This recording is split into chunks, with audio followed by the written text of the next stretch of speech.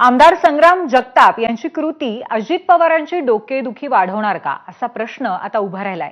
अजित पवारांनी संग्राम जगताप यांच्या कृतीबाबत बैठकीत नाराजी व्यक्त केल्याचं कळतंय, अशी माहिती विश्वसनीय सूत्रांनी एबीपी माझाला दिली आहे। एखाद्या धर्माबाबत वादग्रस्त विधान करणं पक्षाला परवडणार नाही। अजित पवारांनी बैठकीला बोलवून सुद्धा जगताप यांनी बैठकीला दांडी मारल्याचं कळतंय। संग्राम जगताप यांच्यासारखी कृती खपवून घेणार नाही असं अजित पवार म्हणाले आणि वादग्रस्त विधानांसंदर्भात आता अजित पवार जगताप यांना जाब विचारणार आहेत का असा प्रश्न त्यामुळे उपस्थित झालाय।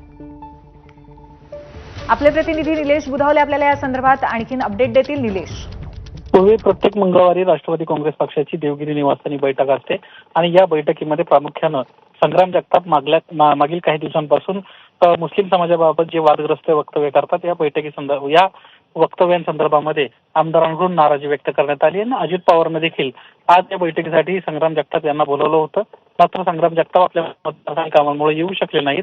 त्यांना तसं अजित पवारांना कळवलं होतं। मात्र संग्राम जगताप यांची जी कृती आहे ही अतिशय चुकीची अशा पद्धतीचं स्पष्ट शब्दात अजित पवारांनी त्यांच्या मुस्लिम समाजाबद्दलच्या वक्तव्यांचा निषेध केला।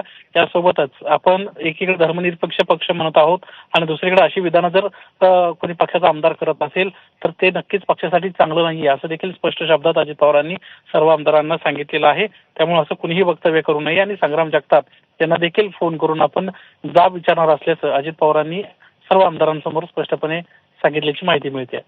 पूर्वी धन्यवाद निलेश या अपडेटबद्दल।